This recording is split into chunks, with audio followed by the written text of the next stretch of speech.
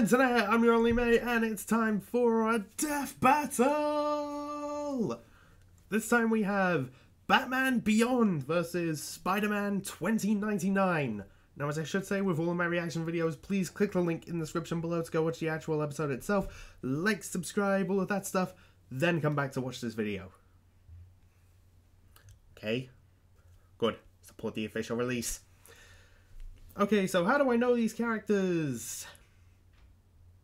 As I said last time, not very well. I mean, I know of like Bruce Wayne, Batman, and Peter Parker, Spider-Man, but wasn't really aware of like Terry McGinnis or Miguel O'Hara that well. So, yeah, and I have like learned some things about them. Like, spoiler alert, by the way, Terry is like the secret son of Bruce Wayne, and his dad died when he was a teenager. Not Bruce. Then he helped out Bruce, took up the mantle of Batman, in what essentially is a Batman Iron Man suit. As for Miguel, he was trying to recreate the powers of the original Spider-Man, but he didn't want to test on humans, and he got drugged to make sure that he would still be working. Like, if he didn't constantly take the drug, he would die. So he altered his DNA to get rid of the drug addiction, which mutated him into like a very literal Spider-Man with like claws on his hands and feet, fangs, he can bite like venom and stuff, and his webs are organic. So there is that. However, he does not have the spider sense. And I remember this being like a huge thing of debate when Batman vs. Spider-Man happened, that, oh, if Spider-Man didn't have the spider sense, Batman might have been able to win. So I guess in this we'll actually find out if that's the case, but from what I know of like both these two, mainly from my friend Jaru's like prediction, all I can really say about this matchup is it's basically Batman in an Iron Man suit versus a weaker Spider-Man without the spider sense. Oh, and the Batman has like a bunch of like futuristic gadgets, and the suit can do more stuff. But he's also like not as well trained, or like not as smart. But then that really doesn't really factor into this that much. So at the moment, I'm thinking Batman Beyond is going to win, but I will make my final decision after I hear the analysis. And also, I am looking to finally finding out what this season finale is going to be. A few people have speculated that it's going to be Doctor Strange versus Dr. Fate, based on the blurred, like, black and white thumbnail that was tweeted along with the rest of the season, but I don't know. I don't think we'd have like that many Marvel vs. DC fights in a row. No, I've said that. Would it be Doctor Strange versus Dr. Fate? Anyway, I'm gonna shut up and hit play now because it's gone past what is like 6 PM for me, and the episode will have been posted on the Rooster Teeth site by now. I'm watching as a first member, by the way, so this won't be out until Wednesday. Shall be a scheduled upload, and I am talking about stuff while this is loading, trying to fill up time. There we go. Okay. Don't freeze on me, you. There we go. No! Stop! Okay. Now that that's over, I will finally put these on and shut up and hit play.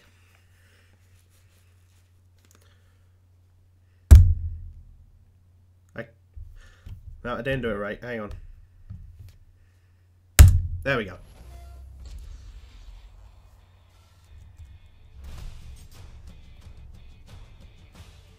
The future. Back to the Future 2. I like those movies. Why not? It has robots, flying cars, and of course, superheroes. Yeah, the future still has those, but they're even cooler because of all the sweet gadgets. Like Terry McGinnis, the Batman Beyond.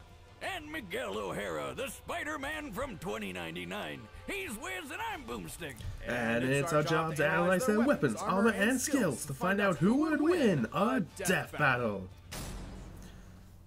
Alright, I know Zach is animating Terry this, so it McGinnis should was be a your good average animation. Futuristic high school student. He went to future raves, complained about future Oh, problems. they've still got the and a things future from girlfriend. Naruto vs. the Ichigo. usual. Until one fateful day when Terry got into a fight with a group of jokers. What's he got against comedians? No, I a can gang remember called the Jokers. You know, like the Joker. Ah, but with a Z, because it's the future. Well, naturally. After possibly Sure. the most dangerous motorcycle chase ever put on television. Nah, it's cool. He's got a Yeah, I Terry will admit, that found was a good himself chase. I inside did an see a couple isolated episodes of mansion this. owned by an elderly billionaire named Bruce Wayne. Here, he stumbled upon the most important. Well, speaking of, revelation Bruce is helping him out his in life. this. Bruce Wayne is Batman! Oh my god! What a surprise! Well, more like he was Batman. He retired from crime fighting years ago, because, you know, age is a bitch. Wait a minute. Yeah. After decades of secrecy, a punk teenager just happens to stumble into the Batcave? For crying out loud, if he'd found my secret lair, he'd have been vaporized on the spot. Yeah! Okay then. Harry's roller coaster of a day still wasn't over. Turns out his dad got murdered. Oh, that. Bummer. So he did It what was any not the emotionally Jokers, by the way. It was like charged a teen who wants cover to up avenge from their the dad would company do. that his dad worked He for. stole the bat suit. But not the old cape and cowl of yesteryear. This was the Nope. latest and most advanced Batsuit. Terry McGinnis didn't just become the all-new Batman. He was Batman Beyond. You ever wonder what would happen if Batman got a hold of an Iron Man suit? It's basically that. Yeah, exactly. Friggin' rad. The Batsuit's He does look cool, nanotechnology yeah. greatly enhances his strength and provides several thin yet strong layers of Well, ballistic about and 10 times environmental as much from And he can what I heard. fly. He can soar faster than a speeding future car, and he's really nimble. Also in the a air. missile, if I Plus, he remember can always right. give his punches and kicks a literal rocket boost. The suit sports over 24 other gadgets for combat and espionage. He has a wrist-mounted grappling hook that can extend over 50 feet. There's a cloaking device, That's handy. a lock decoder, finger microphones, climbing claws, an underwater breather, thermal and binocular vision, extendable spikes on his arms, flashbang grenades, triple-weighted bolas, a buzzsaw, I remember and hearing some people say that tweezers. his arsenal Splinters are isn't no laughing lethal. matter. And don't forget all those sweet, sweet batarangs.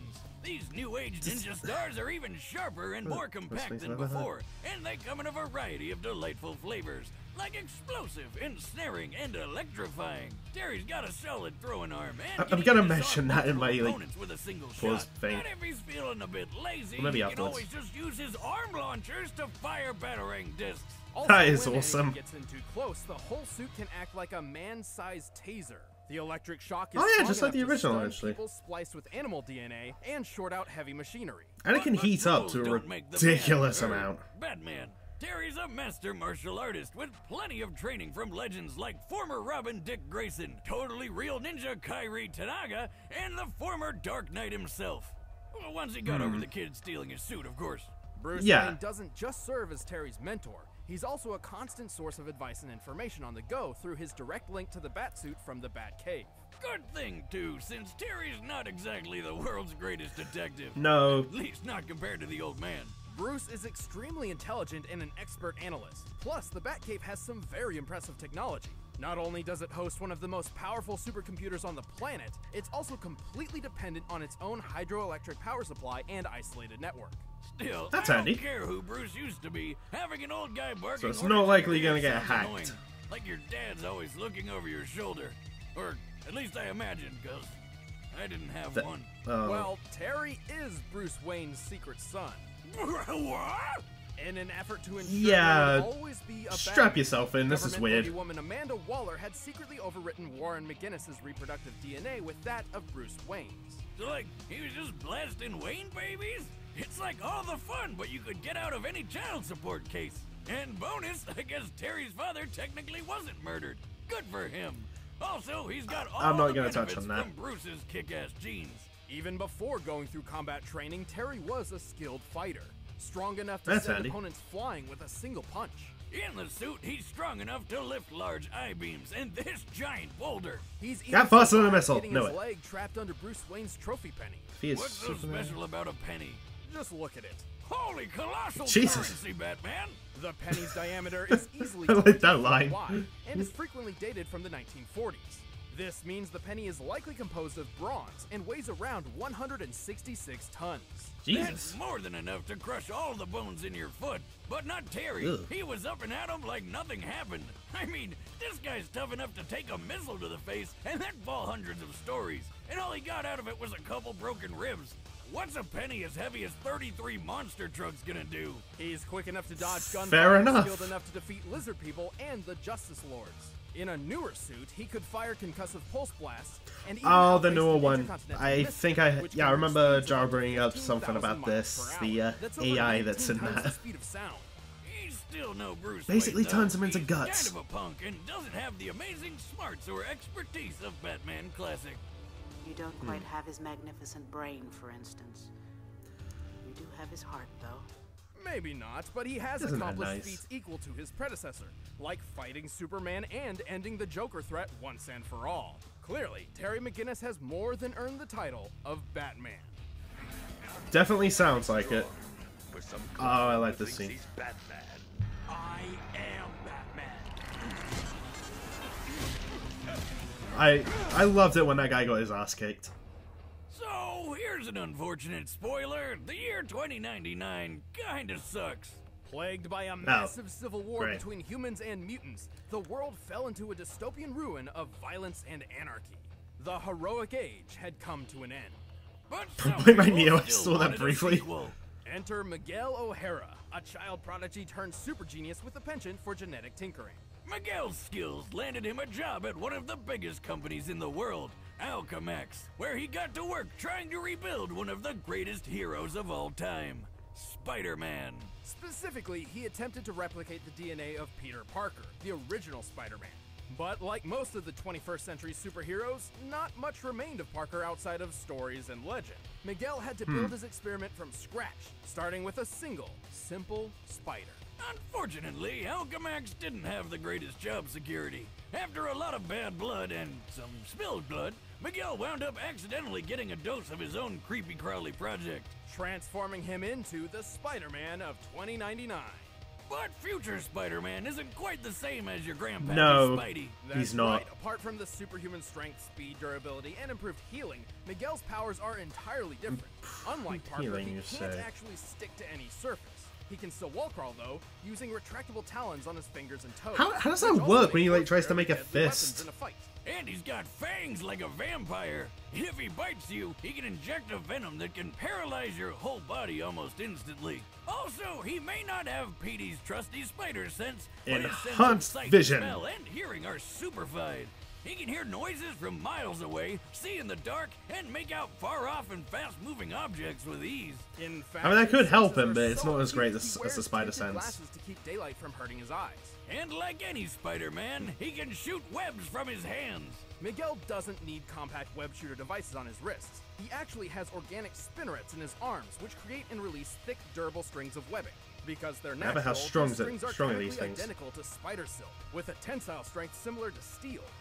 Ew. Okay. Okay, the original Spider-Man always kind of grossed Oh, me this. out, but this guy's powers are disgusting. I think Miguel would agree with you. Well, yeah, one day he's just your average dweeb doing sciencey stuff like you, and the next he's got big lumps in his arms which shoot sticky stuff? Who wouldn't be weirded out? Miguel saw his newfound power as a curse, a blight which turned him into an inhuman freak of nature. But that didn't stop him from fighting crime. Just like so many other complete with superheroes. his own Spidey suit. His original costume was made from unstable molecules, allowing the use of his talons without Is that the tearing same thing fabric. that is He also wears made a for web-like the cape made of Fantastic light Four? bite, which lets him glide through the air. Oh, Light Bright! I remember that. Man, do they still have that in the future? And did they find a way to stop you losing those little pegs? Light bite. I didn't Yeah, even- I didn't whatever. have those The when I was suit growing looks up. pretty cool, so I hate to spoil the mood, but it's actually just a run-of-the-mill costume from a Day of the Dead festival. No, really. Though after meeting the He's not present-day joking. Peter Parker, Miguel received a much-needed upgrade. His new suit contained synthesized unstable molecule fabric mixed with Kevlar, greatly improving his defense. This suit can survive a shot from a howitzer artillery cannon. A common M777 military howitzer fires 92-pound shells at 2,200 feet per second. That hits Sorry, with I'm not over talking so much. I'm 100 really trying tons to of force. Miguel's get into even this. taken Jesus. a hit from the Thing, a hit which shattered a tempered glass window and sent Miguel flying over 24 feet. And the new suit has Jesus. explosives, hologram projectors, infrared scanning, and it's even got wings and rocket boosters on the feet. Wait, that sounds familiar. I know, right? He may be a genius, but he's at his best when he's working with his holographic assistant, Lila, or the Y-rate lifeform approximation. She's basically like the future Alexa with a bunch of extra features. She keeps track of Miguel's life signs and surroundings. With Lila's scanners and his super senses, anyone would have a hard time trying to sneak up on future Her hacking Spidey. While ability. Lila was originally doubt built as she'd a be able home to hack the appliance, Batcave she computer, can be though. stored on Miguel's portable Wait, communicator. maybe. She can act as But- an onboard lie detector and Oh. do advanced calculations to the 20th decimal in a millisecond, which is flippin' amazing. Fun fact, Lila's appearance was based on Marilyn Monroe. Oh. Not that anybody in 2099 seems to know who Marilyn Monroe was. Okay, seriously, how did they lose so much information in less I than like that 100 Family years? Guy episode. Remember, kids, always back up your files. It was the first It'll chicken prevent fight. the apocalypse. Well, lucky for them, Miguel got over his emo phase and started setting the future back on track. And he had the skills to do it. He's quick enough to dodge gunfire, tough enough to take a shotgun blast to the chest, resilient enough to tank electric shocks, and strong enough to rip a 20-ton turret off a tank. More than that, he helped another Spider-Man keep this giant building piece in place. What even is that? Likely some sort of antenna, but it also resembles the mooring mast atop the Empire State Building. Back when everybody thought Zeppelins were the hot new thing. Because who doesn't like riding a giant flammable balloon full of explosive gas? Sign me up! Assuming it's composed of steel and roughly estimating its size compared to the Spider-Man on the roof, then comparing the Empire State Building's mooring Oh, mast, boy. this should weigh, at most, 200 tons. Jesus. Basically, Miguel's a badass, and he proved it in the most epic way possible. After rebuilding the world with Captain America, Miguel inherited the most legendary weapon of them all, Mjolnir. Although Thor's hammer He's did still gonna have that in the grant him its fight, is he? powers, Miguel Okay. didn't use it as a weapon, but as proof Oh, of his okay. authority. A literal symbol of the societal weight he alone could carry. With his dominance, So he's as not Senate, having it Miguel against created Batman a Beyond. utopian future a person could only dream of. And you thought Peter Parker was cool. This Spider-Man is at the top. They made this Spider-Man sound a lot cooler to me, actually. O'Hara, Spider-Man of the year 2099. That's me, ready to save the universe and looking good while doing it. All right, the combatants are set. Alright, getting Let's ready end to this pause it. debate once and for all. It's time for a death battle! And not quite yet. Okay, don't know why I'm doing that, but okay. I have to admit they had me a bit conflicted because I originally went into this thinking, oh, Batman Beyond is totally gonna win, but now I'm starting to have doubts, mostly because there was like one thing I remember hearing that Terry's suit could like heat up to a ridiculous amount, but I didn't hear that in the analysis. Maybe it was in the sidebar and I missed it. It's entirely possible. And I thought, okay, so that could help him, like, if he gets webbed up, then just use that and boom, there goes the webbing. And he's free. So what happened to Bruce would not happen to him, although I would laugh if... Okay, if Spider-Man 2099 wins, I will laugh if that's how he wins. Or if they somehow, like, reference it, and then, like, Terry just gets out, and then Miguel's like, wait, what? And the fight continues or something. I don't know. But that's something I'm hoping for in the animation.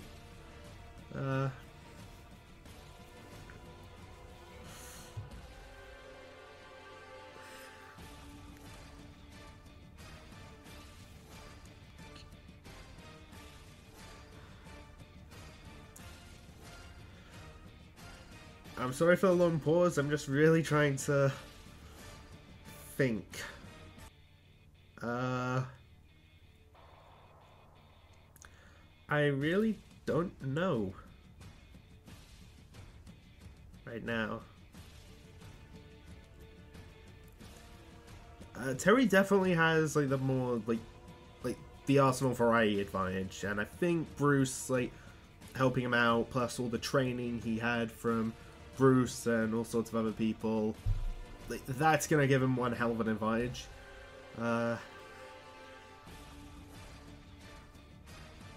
Oh, and there was one. There's one big thing. Miguel's AI. I remember thinking, oh, so could she, like, in theory, hack, like, the Bat computer and basically just screw over Terry? And I remember there's a function that's just a button in the Batcave. It's built as, like, a failsafe. If someone puts on the suit that Bruce doesn't want them to, you can just turn it on and it just paralyzes them. He used it on Terry, and, like, the first time he put it on.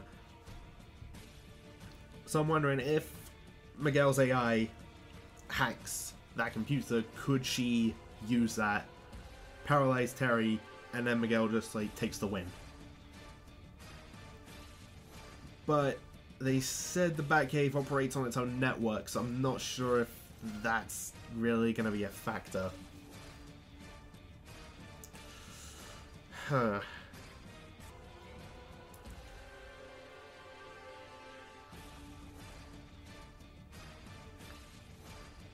I think I'm gonna...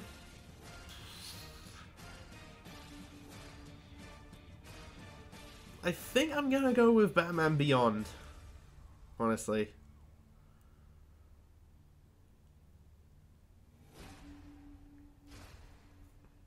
I think so.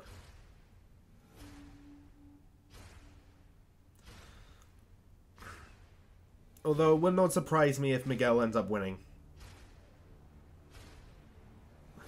So I'm just gonna enjoy this animation, in all honesty. Like, I don't really have an emotional attachment to these two, so whoever wins, like, okay, that happened. Anyway, time for me to shut up, hit play, put my bets on Batman Beyond, but if Spider-Man wins, then I would not be surprised, and I'm not, so I'm just gonna resume. Oh, I didn't do it right. Okay. I'll try and sync myself up to some extent. At least try. Hey, he's wrestling on a gargoyle. Keep an eye out. I've been seeing some odd reports regarding this part of the city.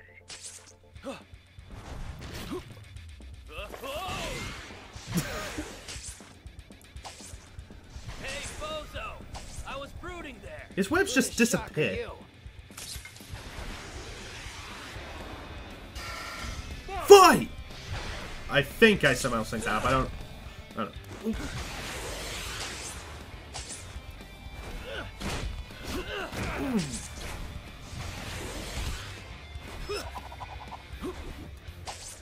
Right back at you, Batty. Hey, Lila, get me a reading on this vampire guy, yeah?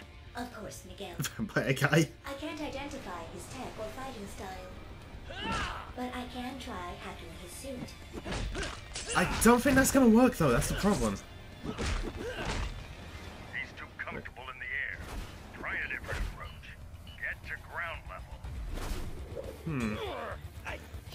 I mean, having Bruce tell him stuff while in the middle of a fight, that could help, but also, like, be a bit distracting.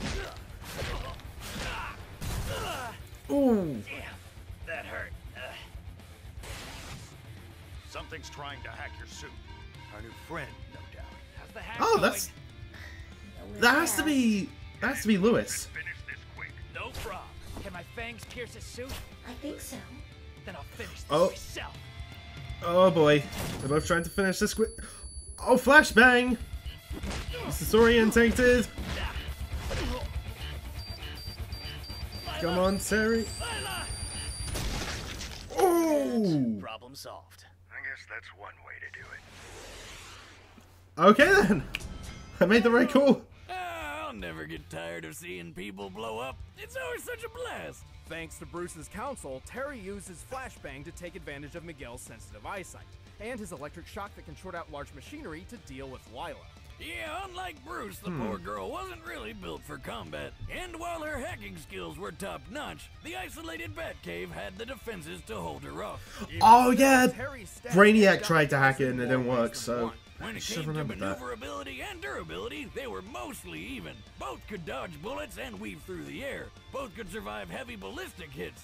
But unlike Terry, Miguel's never outraced anything faster than a Mach 19 ballistic missile. For physical strength, Terry had him beat too. I think the problem is I Recall sometimes that boulder forget that he things. lifted underwater.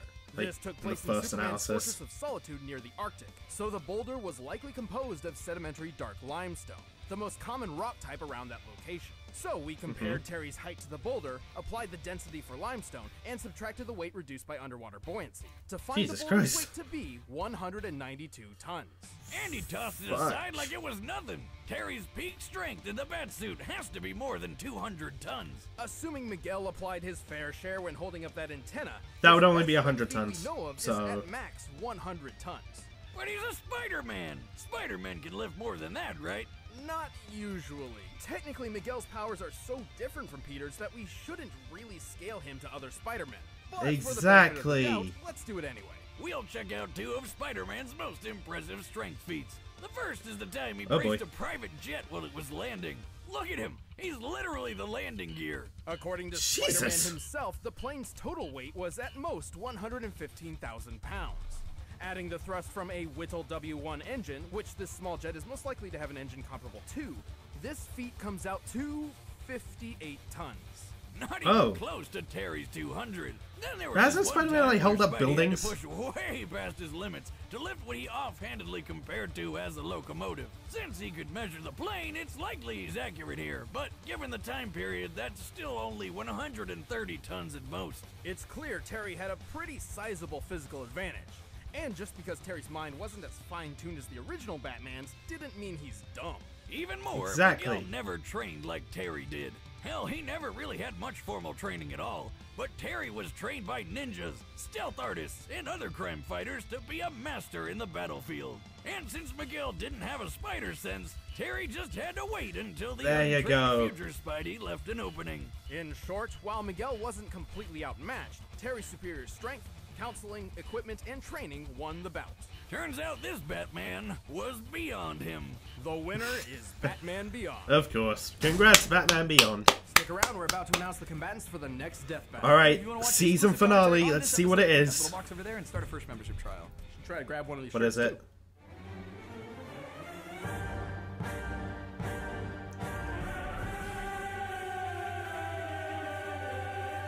Sephiroth? Oh!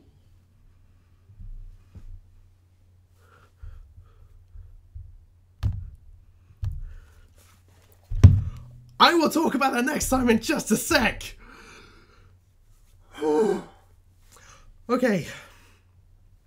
I gotta calm down and talk about this fight. So.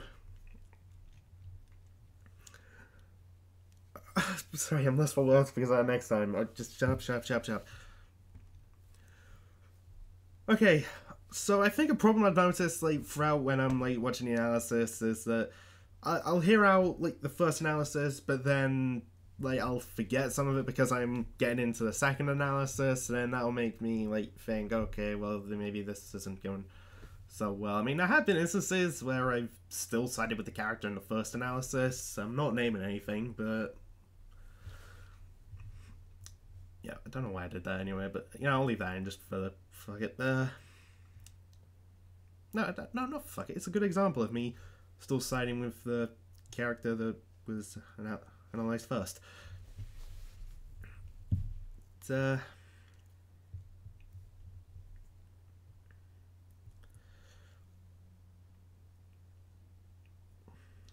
yeah, his animation was still pretty good. In fact, I remember joking around with one of my friends in that opening bit where Miguel was like swinging around, like his webs disappear like instantly. I just thought that was a bit funny. It doesn't take away from the fight. I just noticed it and I was like, I mean, I know they disappear, but that quick? Well, that's nothing to do with the fight. Anyway, the actual fight, it was pretty good.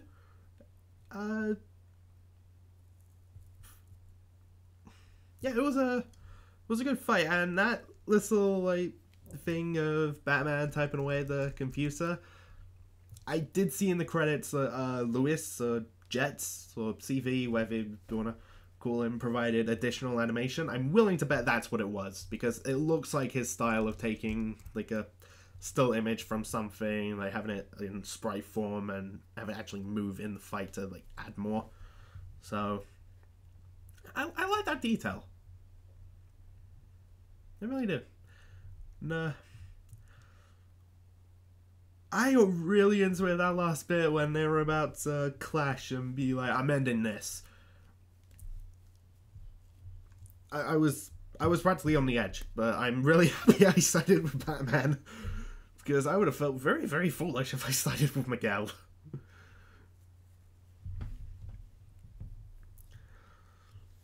And I know my friend Jaro is going to be happy because he made a prediction. He pretty much said, yeah, Batman Beyond has this. And for his sake, I was hoping he'd be right. And, well, what do you know? He was right. And speaking of Jaro, I have something to say about him later. But also... Actually, no, I have something to even say now. He told me that there was, like, a blog he did, like, he looked into where some people said, like, Terry's arsenal wasn't lethal. Blades, explosives, flashbangs, and they're like, that's not lethal? Really? Okay, that's something to do with the actual death file. That's just a stupid argument I heard. But yeah, overall I'm happy with this episode. The only real disappointment in the fight is just, well, not having Miguel, like, web up Terry ridiculously and then just slingshot himself. Like, I thought that would have been an awesome reference to, like, Batman vs. Spider-Man. And just have Terry, like, break out, because I assume Stu could probably do it. And then just have that maybe go into the finisher. I just thought that would have been a cool reference. Yeah, that's, like, the one thing, really. But overall, I thought this was a great episode. So, yeah. And anyway, that season finale. Virgil versus Sephiroth.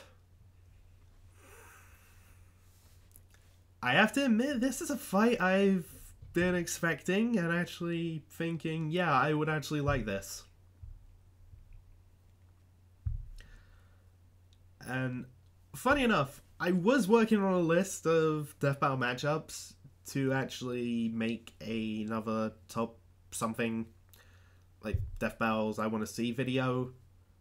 No fucking surprise on what's going to be number one. Anyway, I did put this one on there, so now I'm going to have to take that off, because it's happening. Yeah, I am looking forward to that one. But will a Final Fantasy character actually win? Who knows? Honestly, I don't have a personal preference between these two. So, whoever wins, I am absolutely good with it. And the knowledge is going to be a 3D animation by Torian, and the stuff that I know Virgil can do with Yamato. Holy shit! That is going to be cool. And I already know what I want the kill shot to be. I want it, like, if Virgil wins. If Virgil wins, okay? If.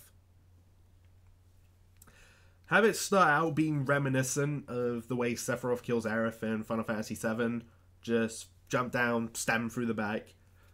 But then you have him go Devil Trigger. Just slice, just go absolutely crazy with Yamato. And then when he's done, put it away, and then just nothing left. If Virgil wins, I want that to be the kill. Don't lie. It would be cool. And also, payback, you bitch.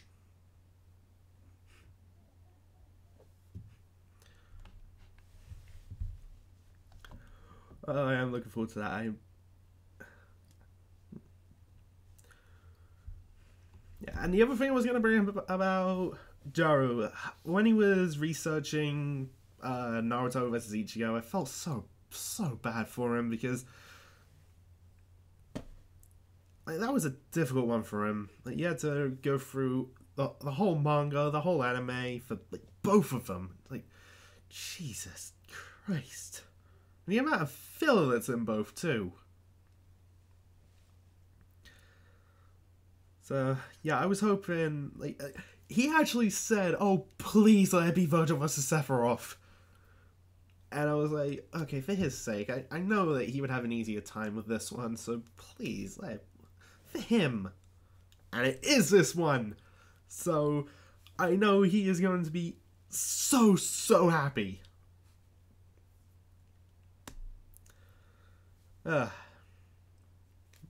And I'm actually, because this is like a fight with an RPG character, I know some people might think, okay, so they gotta find a way to make it fair. Not necessarily. Because unlike Cloud and Tifa, well, you don't play as Sephiroth in that game. You don't need to find out what's canon to the character and what's player input. Because Sephiroth is the villain. You don't play as him. You don't have to make those choices for him. So, yeah. To look into Sephiroth, that makes it easier, I guess. But anyway, I should probably wrap this up because this is getting to be a long video. So, like this episode, I cannot wait for the season finale. This is gonna be so cool. And actually, oh god, I'm sorry I keep delaying this, but this just came out as a 1-minute melee, Virgil vs. Sephiroth, like the second one. And it ended in a tie.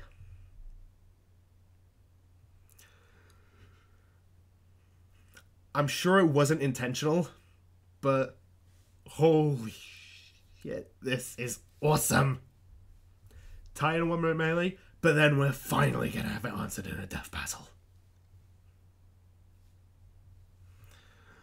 Oh, I cannot wait for that.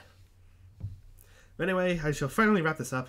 Thanks for watching all of that stuff, and here's my Tracer outro. Bye. Hello loves, Tracer here. You've just watched a video by your only mate. Subscribe, like, comment, and check out his other stuff.